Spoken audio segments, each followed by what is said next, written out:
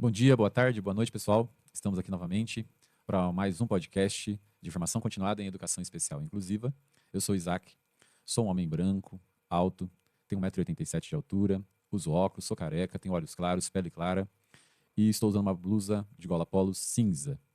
E meu sinal em libras, ele é um I, cor azul do olho, representando onda do mar, oceano, tá bom? Chamo agora minhas convidadas, nossa supervisora de educação especial, Márcia, para se apresentar. Bom dia, meu nome é Márcia, sou uma mulher de 44 anos, parda. Meus cabelos são curtos, castanhos, eu tenho os olhos castanhos, sou alta, tenho 1,78 m de altura, uso óculos e hoje eu estou vestindo uma blusa vinho com um colar cinza. Milena, coordenadora de educação especial. Bom dia, eu sou Milena, uma mulher de 51 anos, 1,64 m, magra, morena clara, cabelos ondulados, castanhos na altura do ombro, rosto fino. Eu estou usando uma blusinha de oncinha por baixo e um coletinho bege por cima. Elaine? Saudação a todos, né? Porque pode ser bom dia, boa tarde ou boa noite. Eu sou morena, tenho cabelo até os ombros, né, encaracolados, olhos e cabelos são castanho escuro.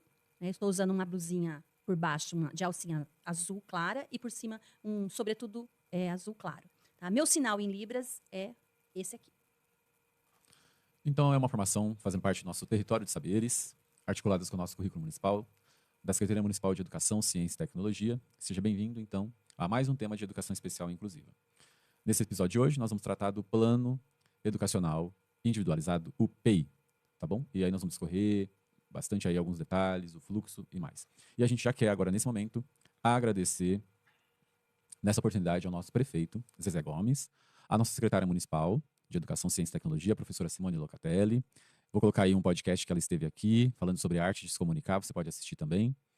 E também agradecer ao nosso secretário adjunto, Renato Mucilo, agradecer ao nosso diretor de departamento, todos eles, em especial ao Donizete, que é o nosso diretor de departamento de Pedagogia e Formação Continuada, a toda a supervisão educacional da Rede Municipal de Hortolândia, aqui representada pela professora Márcia Scarazato, que é supervisora de Educação Especial, agradecer toda a equipe do Centro de Formação e os nossos coordenadores pedagógicos da rede, que está aqui representado pela professora Milena de Oliveira, nossos diretores de escola, assistentes de direção, coordenadores de pedagógico de escola, os professores também que estão aqui representados pela professora Elaine por mim, os nossos educadores, os infantis, os infantos juvenis, assistentes de alunos, o pessoal do administrativo, o pessoal da cozinha, o pessoal da limpeza, o pessoal da zeladoria, o pessoal todo que trabalha na escola, do transporte, da alimentação escolar. Agora eu fui lembrando que tem mais gente aí.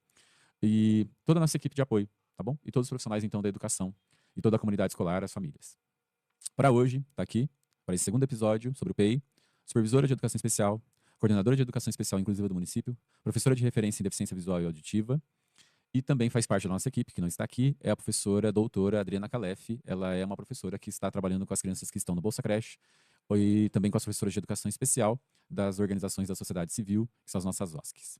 Então, para a gente contextualizar aqui hoje, eu vou pedir para a nossa supervisora dizer da importância e o que é esse plano, de onde ele surgiu, por que tem que ter um plano, sendo que Hortolândia, há muitos anos, construído por muitas mãos, nós chamávamos de plano de agrupamento ou plano de trabalho. A gente fazia um plano para cada etapa da educação básica e a gente adequava para cada criança tudo que teria que ser trabalhado durante o ano. Então a gente, lá atrás, há muitos anos, desde que eu ingressei, eu já recebia esse material e a gente já tinha que se atentar a ele e adequar para nossas crianças e nossos estudantes. Então, eu ingressei na EJA, já tinha que fazer um plano para o aluno, para a criança da educação infantil, ensino fundamental, e para o estudante da EJA. Tinha que desenvolver aí um trabalho ao longo dos bimestres, pensando nessa pessoa e dos semestres na EJA. Então, Márcia, vamos lá. Para hoje, o que é esse documento, esse plano, por que ele existe, o que ele vai fazer, ou qual é o subsídio que ele vai dar para a nossa rede? O PEI, né, o Plano Educacional Individualizado, ele é um documento norteador, que ele vai organizar o currículo escolar. Então, é importante a gente ter esse olhar, porque eu não vou fazer um novo planejamento, não é isso. Mas eu vou construir, né, um documento que vai detalhar as minhas adaptações, as minhas adequações e as minhas flexibilizações. Então, quando eu tenho, né, na minha sala crianças que são elegíveis à educação especial inclusiva, a legislação garante esse plano individualizado. Ela garante esse plano educacional para todas essas crianças. Então, ele vai trabalhar com as habilidades curriculares, com os direitos de aprendizagem na educação infantil, né? Porque na educação infantil nós temos os eixos e os direitos de aprendizagem, e no ensino fundamental nós temos as competências e habilidades. Então, nós trabalharemos dentro do PEI com currículo. Nada mais é do que um trabalho com currículo. E que trabalho que é esse? Pensado individualmente. Isso eu acho que é importante também trazer, né? Eu vou pensar naquela criança, eu vou pensar nas necessidades educacionais daquela criança para poder fazer a construção desse documento. Existe uma fundamentação legal, uma legislação que garante essa construção desse documento, né? Então, quando nós começamos, né, lá com a Constituição Federal, ela vai trazer o acesso e a permanência das crianças, né, na escola. Quando nós vamos para a LDB de 96, lá no artigo 59, nós vamos falar da garantia de currículos, a garantia de métodos, a garantia de recursos. Inclusive, no podcast, no nosso encontro anterior, a Elaine falou sobre a educação bilíngue, a educação de surdos, a nossa escola referência. A LDB, em 2021, foi atualizada, não é, tratando especificamente da deficiência auditiva e da educação bilíngue. Então, nós temos essas legislações que elas vão conversando, né? Então, a LDB ela vai trazer, no artigo 59, essa garantia de currículos, de métodos, de recursos. A LBI, ela traz essa obrigatoriedade de nós pensarmos esse currículo, de pensarmos esses métodos e esses recursos.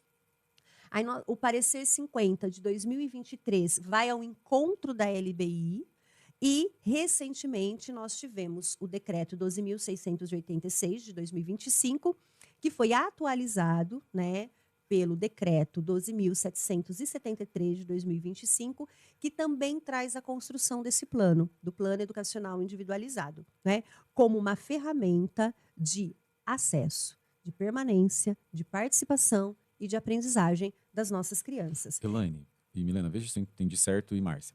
Nós temos hoje uma base nacional comum curricular, Sim. que ela organiza o que todas as crianças precisam aprender, no essencial.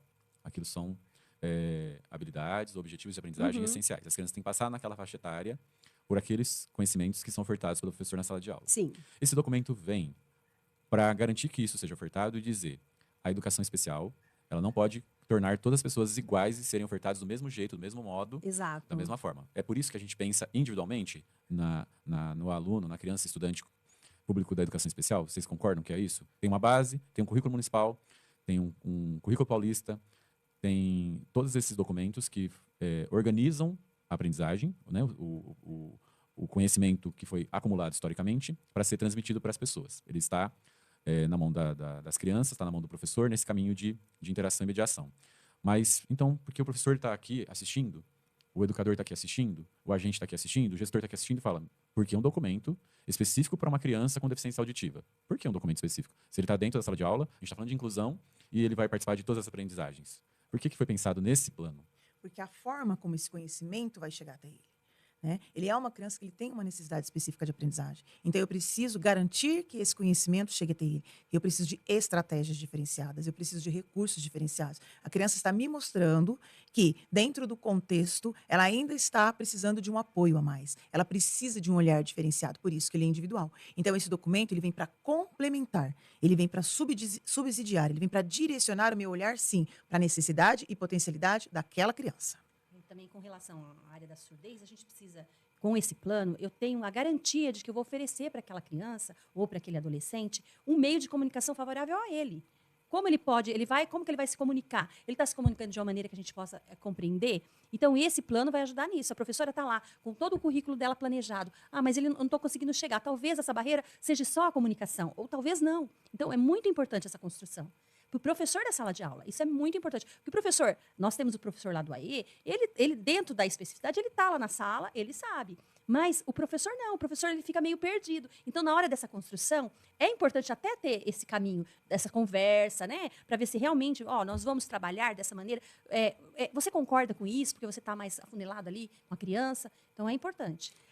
E penso, e quero retomar isso, né, que na escola nós tratamos de processos de aprendizagem. E nós também, né, no nosso encontro anterior, nós colocamos que cada um aprende de um modo diferente, de um jeito diferente, com estratégias diferentes. E o PEI, ele é essa garantia. Porque como eu posso trabalhar com as habilidades do currículo com uma criança não verbal? Currículo, métodos, Métodos, técnicas e recursos. isso, com uma criança não verbal.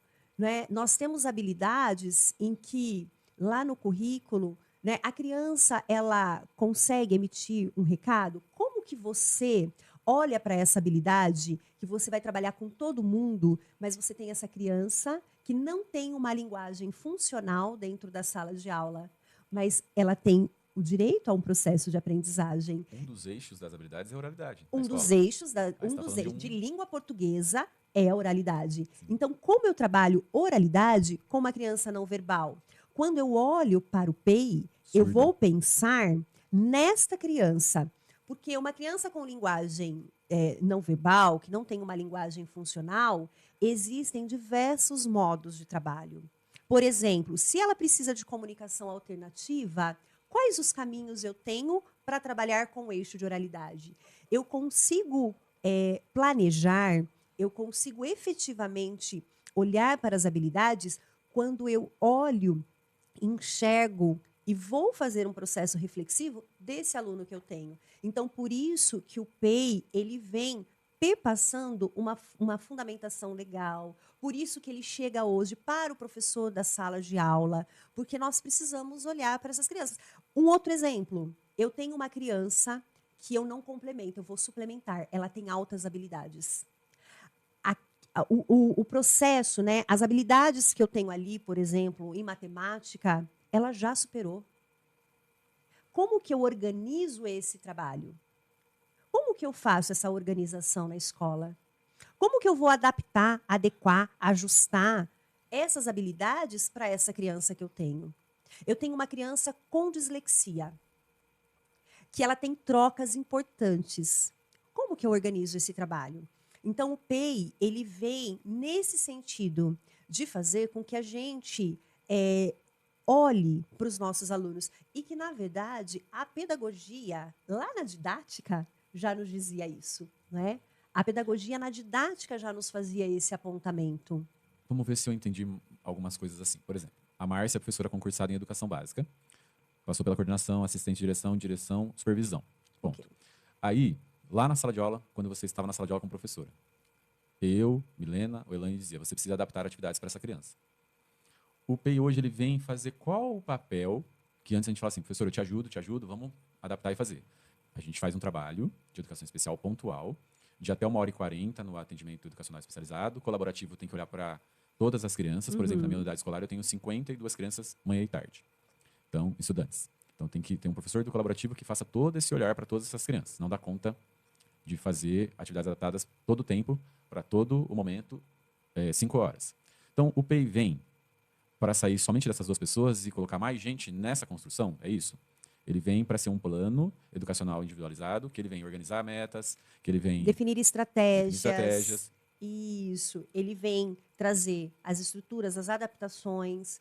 Ele vai apontar os recursos e os apoios. Ele vai trazer, a gente vai ter um olhar para a tecnologia assistiva. Então, ele é esse documento. Milena, Elaine, o que vocês pensam sobre isso? Na questão funcional de ele acontecer na sala de aula com a criança, porque ele vem como sendo um instrumento não a mais, mas importante nesse processo. Porque eu, olhando ao longo dos anos da minha carreira, Elaine falou que tem 3 décadas, eu estou com 20 e poucos, Milena também tem bastante tempo, aí nós passamos pela instituição, eu passei por 2 e estou na escola. Vamos pensar, gente, não era muito fragmentado? A mãe disse, para quem? Para a coordenadora. A fonoaudióloga falou lá, mandou um papel. O pediatra também pediu. Exatamente. Aí a neuro falou tal coisa. Não ficava assim, um trabalho. A educadora viu isso. A gente na sala de aula como professor, como que fica nesse processo? O PEI vem para quê? O PEI vem para sistematizar e organizar essas informações. Né? O que a gente chama de estudo de caso, antes mesmo de montar o PEI. O PEI é isso. É a informação que a escola tem, a informação que a professora da sala tem, é a informação que os especialistas que trabalham com a criança têm, porque você não é a mesma criança em todas as aulas, né? Em todas as habilidades, todos os componentes curriculares. Então, a gente precisa pensar nisso. Se é uma coisa que eu gosto mais, que eu me identifico mais, por exemplo, educação física, ou até mesmo inglês, pensando numa criança com altas habilidades, ou que se identifica com outra língua, então eu preciso colher essas informações, ouvir a todas as pessoas envolvidas no processo e sistematizá-las. As informações não podem mais ficar soltas. Todo mundo tem um pedacinho de informação. Nós vamos pegar esse pedacinho de informação, vamos sentar e vamos pensar na criança. Como nós vamos desenvolver um trabalho para essa criança, para que ela acesse o conhecimento, tanto dos componentes curriculares, quanto do geral, e lá na sala de recurso. Né? Porque a sala de recurso, por se chamar sala de recurso multifuncional, traz a liberdade para o professor de educação especial usar recursos diferenciados, a tecnologia assistiva, o computador, o tablet. Nós temos tantos recursos tecnológicos hoje, mas nós precisamos ver o qual desses recursos cabe àquela necessidade da criança. Então, ele veio para sistematizar o nosso trabalho, para que a gente não trabalhe mais segmentado, cada um aí fazendo o seu trabalho isolado. Não, assim, o importante é que o PEI, assim, vai orientar também essa família. Porque até então a gente não tinha esse quesito. Né? Eu vou fazer um documento, a família muitas vezes não tinha nem acesso a esse documento. E a importância do PEI é que todos os agentes estão envolvidos, né, nesse processo. A saúde, a educação. Né? Então, isso vai trazer ganhos para essa criança. E eu queria, então, acho que sistematizar de que, dentro do plano educacional individualizado, nós temos informações da criança, nós temos o currículo que vai ser adaptado e flexibilizado. E acho também importante reforçarmos aqui que o PEI, ele não é clínico, tá? O PEI não é laudo médico, o PEI, ele é um instrumento pedagógico para o processo de participação, permanência, participação e aprendizagem das nossas crianças. Eu acho que agora ele ficou bem claro para a gente aí essa questão. Então, a Márcia trouxe que é um direito educacional, que ele vai garantir a reunião, que a Milena falou, de todos esses conhecimentos que estão, às vezes, em poucas mãos e não chegam para o professor da sala de aula. A gente não sabe, às vezes, que aquela criança a gente descobre. Né? Eu lembro de alguns casos assim da rede, por exemplo. Foi fazer um trabalho na educação infantil com a cor verde. Ninguém trouxe a informação de que a criança era alérgica a algo. Precisou descobrir ali na atividade que a própria criança falou assim, eu não posso comer, eu não posso fazer isso. E quem tinha informação? A família. Às vezes parou, truncou, ficou ali numa reunião com a equipe gestora. Não deu tempo no fluxo da escola, nas questões, nas demandas de passar. E uma criança que se comunica, ela verbaliza e diz, olha, eu não posso. Mas e o público elegível da educação especial, que não verbaliza, que tem a sua especificidade, que não consegue dizer? Então, também ele vem para garantir uma comunicação mais efetiva e uma estruturação de um trabalho para curto, médio e longo prazo. Você pensa, hoje, qual é a zona que essa criança está de desenvolvimento? Você planeja, né, a zona real, qual é ela que ela pode ir se desenvolvendo, todo um trabalho que o Vygotsky pensou lá atrás. E você vai fazendo as intervenções, as mediações e recolhe todo o grupo social de que ela está inserida. Então, a criança ela não é da escola. A criança ela não é da educadora. A criança não é daquele pediatra. A criança não é daquela. Né? Ela pertence a uma família, ela tem uma certidão de nascimento, ela tem responsáveis, mas aí corresponsabiliza mais pessoas. Sempre, historicamente, ficou a cargo do professor da sala de aula. Tudo sobre a criança. Ele responde por aprendizagem, ele responde por comunicação, ele responde por alimentação, ele responde por locomoção, ele responde por higiene. E a gente vem dizer assim, olha, existem outros profissionais, existem outros conhecimentos, existem outras redes, outros suportes que já nos auxiliam para esse investimento acadêmico aparecer aqui na sala de aula. Eu me lembro muito que foi uma mãe que me disse no Dia das Mães que o menino com autismo escreveu em casa o nome do pai. E ela disse, eu queria te agradecer pelo presente Dia das Mães, que ele não escreveu o nome da mãe, ele escreveu o nome do pai. Aí eu disse, comigo ele faz contorno em cima da caneta marca-texto. Pego na mão e faço contorno com ele. Estou começando a elaborar a escrita, porque eu estou ensinando para ele agora logos, palavras inteiras, porque na especificidade da deficiência dele, no transtorno que ele tem, ele aprende a ler palavras inteiras. Eu falei, a escrita, para mim, ela é um segundo caminho. O primeiro é a leitura do mundo. A leitura precede a escrita. E estou trabalhando contorno com ele. Noção de contorno daquela palavra que ele já conhece, o signo e o significado. E a mãe falou assim, não, mas ele escreveu o nome do pai em casa. Foi uma informação importantíssima. Para mim, agora, eu parei de ser todo o suporte daquela criança. Ele passou a ter mais autonomia no meu trabalho secundário à leitura, que é o da escrita. Então, eu comecei e falei, olha, você já consegue, você já faz em casa, e apareceram essas letras, porque eu recebi a foto, eu recebi o contorno, recebi o vídeo dele fazendo. Então eu acreditei. Essa parceria com a família foi importante e desenvolveu, dentro do meu trabalho, meu olhar pedagógico, um novo olhar sobre aquilo. E o PEI, eu acho que ele vem nessa construção, de a gente falar com um profissional da educação física, que a sala de aula dele é uma quadra, da professora de arte, que o material dela é outro, do professor de inglês, que é a oralidade, uma outra língua. Nós temos crianças na rede que sabem russo, japonês, outras línguas que não são também o inglês. Nós temos crianças que vêm de outras etnias. A gente fez um podcast falando sobre essa Crianças questão. que querem ser alfabetizadas em espanhol. Em espanhol, em siríaco, um idioma aí que tem uma criança que sabe escrever e falar e ler. Então, assim, são coisas que vêm para ajudar o professor da sala de aula, vem fazer uma comunicação com a equipe da saúde mais efetiva, né? Porque o pai leva uma fala da escola, mas agora ele leva uma fala organizada, registrada e escrita. Então, para os nossos colegas da saúde, da educação, do esporte, da cultura, da inclusão, toda a rede profissional da educação aqui de Hortolândia, ele vem para a gente nos ajudar e ficar num único lugar. Tem uma informação que às vezes está no caderno de recado. Essa informação precisa ir para o PEI. Né? Tá com a pessoa que recebeu essa criança lá na entrada. Ela precisa ir para o PEI. Ela fica, às vezes, num telefonema com a secretaria. Ela precisa ir para o PEI. Ela precisa ir para o PEI, ela precisa ir para a Secretaria Escolar Digital, ela precisa ter um registro. Só assim, uma criança que ingressa na rede, talvez com 3 anos, ou bebê lá com alguns meses, e que sai com a gente. Se for do Taquara, lá no 9º ano, se for de uma MF no 5º ano, ele também vai garantir que as outras redes, né, a continuidade desse fluxo de escolarização, que ele vai para o ensino fundamental 2, os anos finais, ou ele vai para o ensino médio, e ele chega na universidade, que ele tenha... Nós temos alunos na universidade. Nós temos alunos com autismo na universidade. Mesmo que ele saia de um município para o outro. Nós temos Ele um tem surdo lá na na verdade. Secretaria Digital registrado tudo da vida dele. Sim. Não precisa ter um começo, vou começar tudo de novo. Não, eu vou partir daquilo que eu já tenho e vai ser trabalhado em outras questões. Então, é importantíssimo. Estou só lembrando que ele é um plano estruturado, que ele atua num coletivo, que eu coloquei que ele é uma planta de uma casa desenhada, e depois a gente vê como que acontece o projeto final. No meio do processo da construção dessa casa, podem ter sido feitas muitas alterações, porque o PEI precisa ser repensado. Ele precisa ser olhado bimestralmente, semestralmente, anualmente. Como eu disse para vocês, o suporte, o apoio também pode ser substituído. O profissional de apoio pode ser repensado, se a criança não está tendo uma involução, se ela está perdendo autonomia. Então, é um olhar de mais de uma pessoa. E vem dar suporte para quem fica mais tempo com a criança. Né?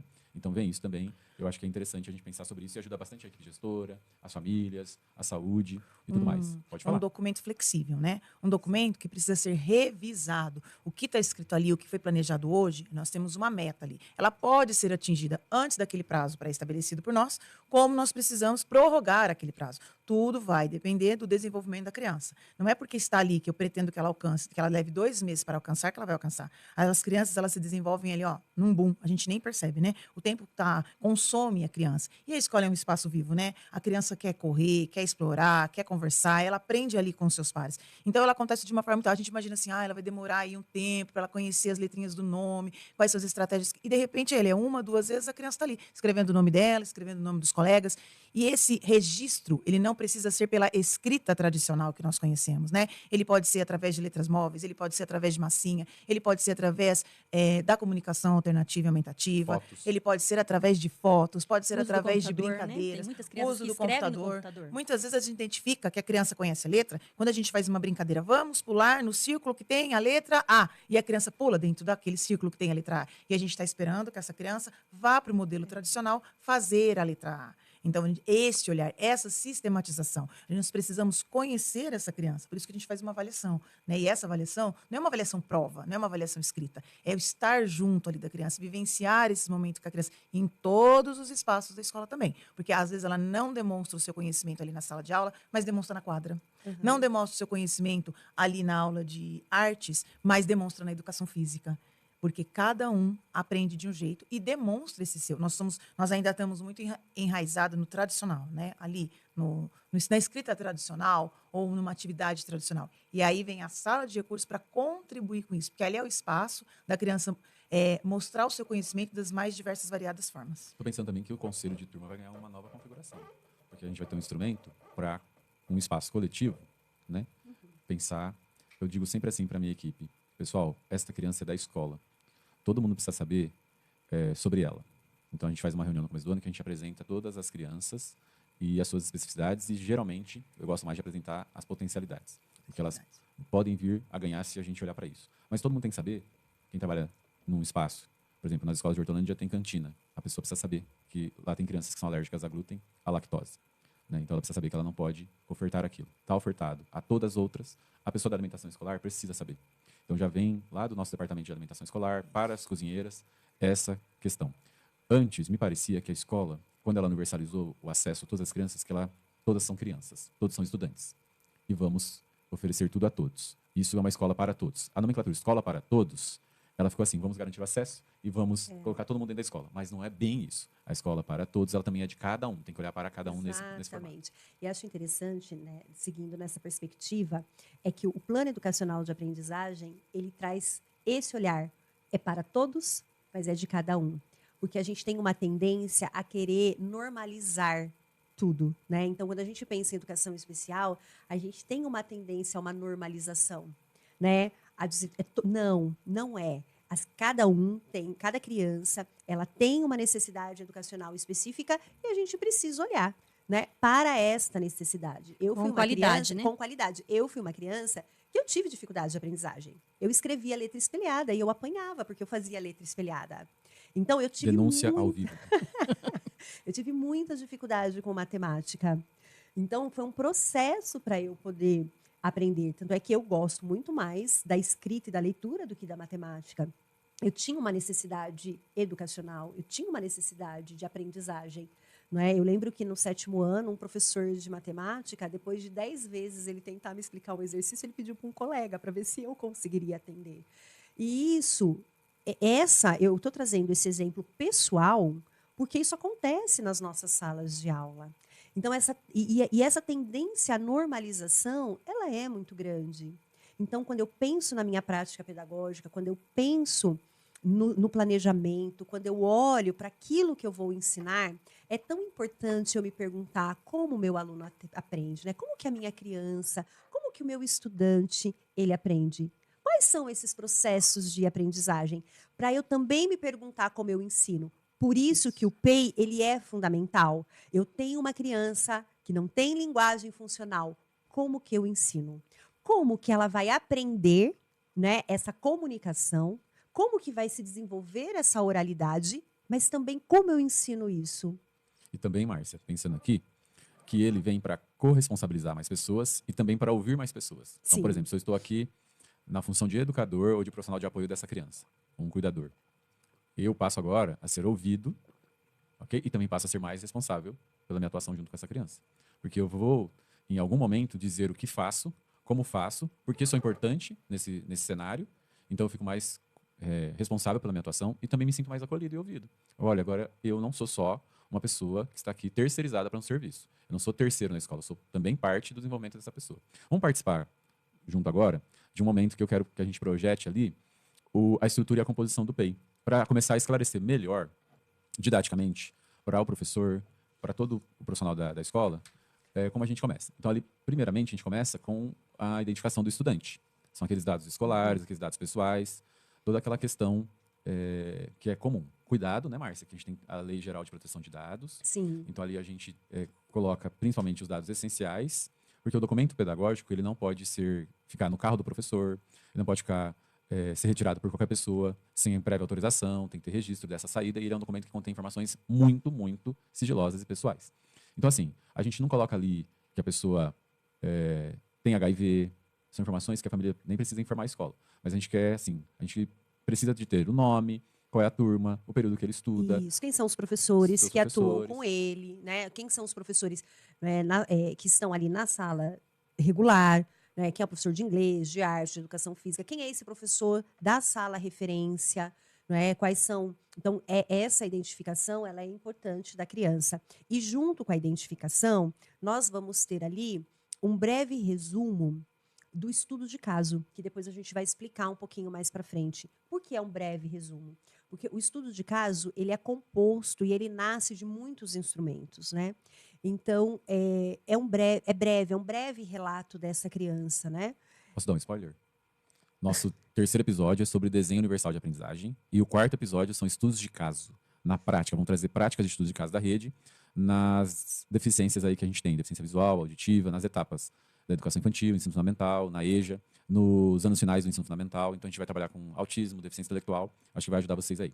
E aí, Elaine, a gente tem que partir para os registros na Secretaria Escolar Digital. O que tem que colocar lá? Primeiro é uma... Na sede, a gente vai ter que colocar primeiro, né, tem uma aba área de deficiência. Se ele tem a deficiência, se ele tem um transtorno, isso, né, se a gente tem um laudo médico, a gente coloca lá o laudo médico. Se a gente não tem, está em avaliação, tem uma aba agora que está escrito, está em avaliação. Então, ele está em avaliação, está em processo. A gente não pode colocar o diagnóstico porque não tem. Então, a gente coloca tudo isso, coloca se ele precisa de cuidador, ele precisa de professor auxiliar, como é que é essa criança, como é que é esse adolescente. Muitas vezes, esse registro já vem, porque ele vem da educação infantil já com os registros lá, já com laudo. Quando não tem, é a questão da investigação, e a gente vai chamar essa família, vai conversar com essa família. Acho que vale uma ressalva aqui, Márcia. E acho importante, desculpa te cortar, essa questão esse ponto da sede, ele é fundamentalmente importante. Por quê? Ali eu vou incluir todas as necessidades da minha criança, do meu aluno, da minha criança matriculada na escola. Ele precisa de ledor, ele precisa de transcritor, né? Isso implica nas avaliações externas. Sim. Por é exemplo, o SAEB. SAEB é uma avaliação externa censitária. Então, para o SAEB, todos os apoios necessários à criança são da sede e precisam ser inseridos antes da finalização do censo escolar. Aquilo que é pós-censo escolar não entra. Então, É o meio do ano, né, Márcia? que na verdade é final de maio. Finalzinho de, se eu não estou enganada. Seria bom a gente apontar agora Isso. se precisa do ledor, transcritor. Saresp também. Isso precisa apontar. Porque vem Se de ele fora precisa, esse apoio, não vem? No SAEB vem de fora. No Saresp, isso é organizado dentro do município. Mas no SAEB vem de fora. Então, a prática de entrar na Secretaria Escolar Digital, a prática de deixar toda a documentação e todas as informações da criança registradas, ela precisa ser efetiva. Cabe a quem fazer o registro na sede? Olha, a sede, ela é de responsabilidade do diretor. O diretor, ele pode compartilhar essa responsabilidade com o assistente de direção, ele pode compartilhar com o assistente administrativo, mas ele é a figura que precisa olhar se está tudo corretamente inserido e registrado.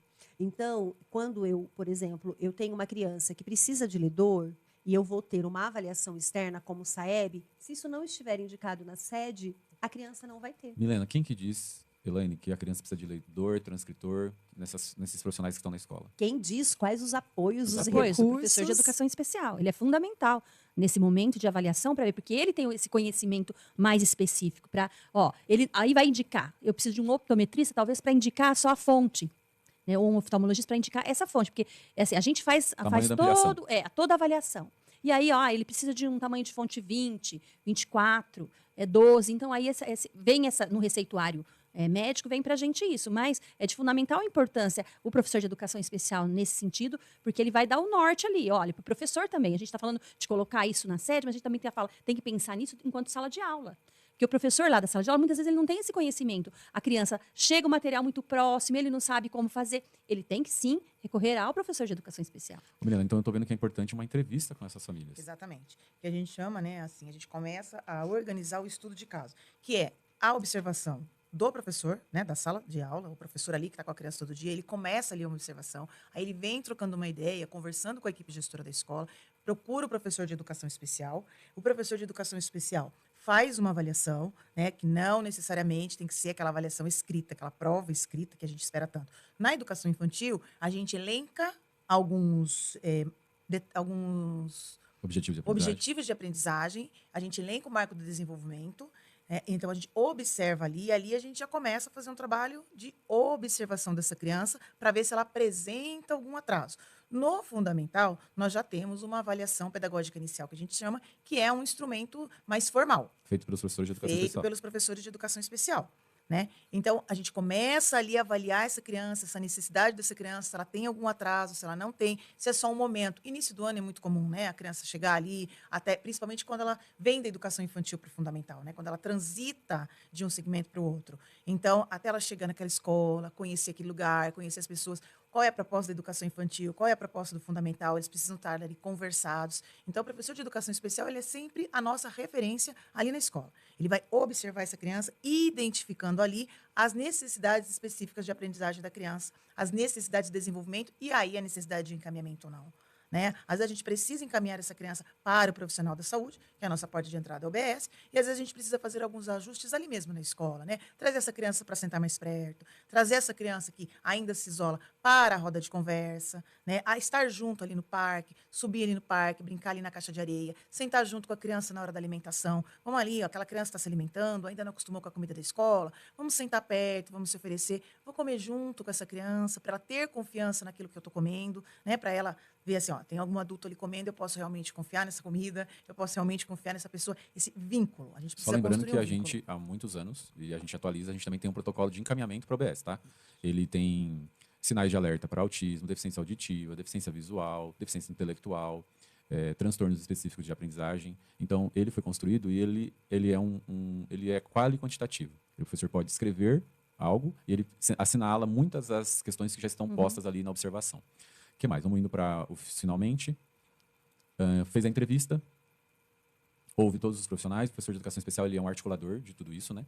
Ele Sim. vai orientando, ele vai colhendo as informações, vai reunindo o documento, Acolhendo a família, acolhendo a família, dando devolutivas. dando devolutiva. Quem propõe essas reformulações, né? Sim. Então tem essa questão muito, muito especial. Então acho que também que a equipe gestora, Márcia, precisa ouvir muito de perto esse professor. Talvez eu tenho tentado sistematizar um horário no meu trabalho de sentar, ouvir, orientar. Porque a hora que vai registrar na sede, que é a senha do diretor, ele precisa ter sido fundamentado, orientado por um profissional especializado, que é o Sim, professor de educação sim. especial, de o que ele coloca. E muitas vezes o assistente administrativo pode fazer junto com o professor. Ó, esse é o laudo, você insere aqui nesse campo. Este é a avaliação inicial pedagógica que é feita, você coloca aqui. nesse Tem uma campo. sondagem do professor da sala de aula que Sim. pode anexar aqui, né, porque ele tem um conhecimento também, ele passa muito tempo com a criança. A gente também vai, nesse documento, começar a integrar e ouvir os colegas especialistas, professor de educação física, de arte, de inglês, quais são as necessidades, o que eles precisam de suporte. Nós vamos ter também participação da equipe técnica multiprofissional para orientar, algum parecer, algum relatório, colocar toda a rede de apoio intersetorial, se ele tem terapias no contraturno, quem atende, se é o Applied Behavior Analysis, que é o ABA que ele faz de suporte, de Se é o intervenção Libra, se é comportamental, a aba, se é o Braille, o que que ele é? O que que ele ele usa? tem. né? Eu acho que fica um documento bem estrutural para a gente pensar E sobre isso. consistente nas informações, né? Acho que isso que é importante. O PEI, ele é um documento que ele vai trazer elementos da criança, porque a criança ela é um todo. Ela não é fragmentos. Ela é um todo. Então, ele é esse documento. Quanto à sede, a nossa resolução número 2 de 2026, a resolução SMECT, a resolução que estabelece as diretrizes e as orientações pedagógicas e administrativas, nós temos um artigo nessa resolução que só fala sobre Secretaria Escolar Digital. Tudo que compete, porque, como eu disse, o diretor ele pode até compartilhar, mas isso compete a ele. Né? Então, o que compete em questão a todas essas necessidades de registros na Secretaria Escolar Digital. E essa resolução também aponta, né, o que a gente precisa estar organizando para se montar o plano educacional individualizado. E para fechar, eu lembrei aqui da minha fala que eu não trouxe. O que a gente vem ganhando também em pensamento inclusivo é de que os profissionais eles são da turma, né? E as crianças estudantes da educação especial eles não têm um profissional que é dela, né? Ele tem né? Então ninguém mais está dizendo assim, essa criança é minha. Agora com o PEN ela passa a ser da escola. Ela tem uma Sim. turma de referência, mas ela passa a ser da escola. Então é por isso que a gente tem lá o professor de educação especial, que ele está sendo orientado, ele tem momentos de formação, como a gente falou no podcast anterior. A gente tem os agentes, nós temos até a possibilidade de, na existência de algum profissional que faça higiene, alimentação, locomoção, de acionar a família com base legal para nos dar esse suporte na alimentação de sonda. A gente tem casos na escola que a família vem nos ajudar, orientar, que passa mais tempo, receber orientação. As escolas não são espaços da saúde, nós não temos uma equipe de enfermagem. Então, traz essa parceria. Então, a gente vem crescendo esse entendimento até de suporte jurídico no município, com a nossa promotoria, de que a criança tem um profissional que está para a turma e auxilia, inclusive para garantir que ela seja incluída e não colocada à parte. Esse profissional vem para a turma, ajuda esse professor, ajuda os colegas, e a gente também tem um olhar, Márcia, muito sério, muito técnico e muito profissional, quando naquela turma tem uma criança que precisa o tempo todo de um profissional ao lado dela. Sim. Para garantir que ela Sim. esteja ali, pertence àquela turma. A gente tem Sim. esse olhar. E é interessante isso que você está trazendo, quando a gente pensa no profissional para a turma, para auxílio, né? Quando necessário, porque às vezes não é necessário. Estava conversando com um colega nosso, né? E nessa conversa sobre esse ponto aí dos profissionais de apoio, existe um contraponto, né? Que é o olhar para a autonomia dessa criança, porque o que a gente busca? Independência e autonomia. Então, é um contraponto, autonomia com uma superproteção. É um contraponto, porque nós precisamos caminhar, né? Não da superproteção, mas nós precisamos olhar uma criança que hoje, talvez, ela precisa de um apoio, mas caminhar com ela para um processo de autonomia e independência. Né? Então, isso acho que é uma discussão bem interessante, porque cada profissional na escola ele tem a sua função. Quem é o profissional responsável por ensinar? A turma. É o professor. Nós somos responsáveis por ensinar as nossas crianças. O professor de educação especial, ele tem um papel de trabalhar com as barreiras de aprendizagem dessa criança. O papel de orientar, o papel de indicar, de apontar aquilo que aquela criança precisa nos espaços. O profissional de apoio, ele também tem um papel de atuar nas necessidades das atividades básicas de vida diária, que é na locomoção, que é na higiene, que é na comunicação Na alimentação. e na alimentação. Perfeito. Então, cada profissional, ele tem um papel e uma função, e esses papéis e funções, eles se complementam. O coordenador pedagógico da escola tem uma função, que é acompanhar os processos de aprendizagem, ser formador de formadores, que é contribuir, né, para análise, para as reflexões dos métodos de ensino, de acompanhar os resultados. O diretor da escola também tem uma função, né, que é a função de fomentar, de olhar para uma escola inclusiva, não é? O assistente de direção também tem. Então, cada profissional, dentro desse espaço, ele tem essa função. E essa função, ela se complementa. Eu queria fechar, que a gente está agora com o tempo esgotado, dizer que há uma diferença, e vai constar no PEI, que o médico escreve sobre suporte ou apoio. Nível de suporte 1, 2 ou 3, principalmente para o transtorno do espectro autista. Esse nível de suporte ou apoio, ele é num olhar médico, clínico, individualizado lá no serviço de saúde. Quando ele chega na escola, esse plano são os profissionais da escola juntos, com um olhar bem específico da educação especial, que vai dizer se esse suporte pedagógico condiz com o suporte médico. Porque, pedagogicamente, para o trabalho acadêmico, o comportamento pode, sim, ser nível 3, mas, academicamente, ele pode ter um apoio 1 e precisar ou não de algum suporte dentro da escola. Porque ele tem colegas tutores na sala, ele tem o professor regente, ele tem outras questões que o médico olha lá no consultório para a parte primária, que o Vygotsky disse. E a escola olha para a parte secundária, que está aqui na mediação social, na interação com mais outras crianças, com mais outros profissionais. Vamos fechar, então? PEI. Uma palavra, porque ele é importante, porque ele veio, porque ele precisa ser feito e que ele precisa, ao longo aí dos próximos meses, ser olhado com carinho por toda a rede e todo o profissionalismo que essa rede já tem. Supervisora. Você gosta de começar por mim, né, Isaac? Hierarquia, né? Eu respeito a hierarquia.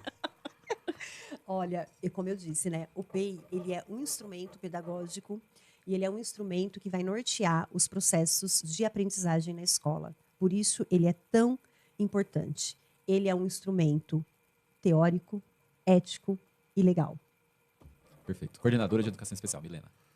Respeito à individualidade, né? Respeito à individualidade e à potencialidade de cada uma das crianças e estudantes. Professora de referência, Elaine. O PEI, o que ele vem trazer para nós? Assim, é um olhar sobre aquela criança que está dentro da sala de aula. É aquele profissional, aquele professor, ele vai passar a olhar de outra forma. Não só para aquele aluno, mas como ele vai repensar outras práticas para os outros alunos. Que o PEI oferece isso para a gente. E organiza os direitos de aprendizagem, né? Organiza as habilidades do currículo. É como eu disse, é um instrumento que vai organizar os processos de aprendizagem, mas também vai auxiliar o professor a olhar para os processos de ensino. Eu tive contato com alguns planos, né? E eu me lembro, eu fui numa escola para ajudar a escola a olhar para um plano de ensino, um plano educacional individualizado, um PEI. E quando eu fui fazendo o processo junto com a escola, muitas questões foram surgindo, né? Então, da necessidade da gente, de fato, explicar e trazer o que são as adaptações, porque muitas vezes a gente acaba confundindo a adaptação com a estratégia pedagógica, não é? Um olhar sobre as habilidades. Enquanto professora, eu preciso olhar para aquela habilidade e se eu tiver dúvidas sobre aquela habilidade ou sobre como se trabalha aquela habilidade, eu preciso compartilhar com os meus parceiros. Eu posso compartilhar com a minha coordenadora pedagógica ou com o professor parceiro. Porque, enquanto professora, tem habilidades que a gente, muitas vezes, como que eu vou ensinar essa habilidade? Então, o PEI, ele vem organizar processos de aprendizagem para as crianças, mas também processos de ensino para o professor. Então, eu quero encerrar esse segundo episódio, chamando você para o terceiro, Desenho Universal da Que vai ser Aprendizagem. bem legal. E o quarto, que vai ser estudo de caso sobre PEI, com uma pergunta. O PEI, ele está sendo construído para ser um documento, um registro pedagógico burocrático?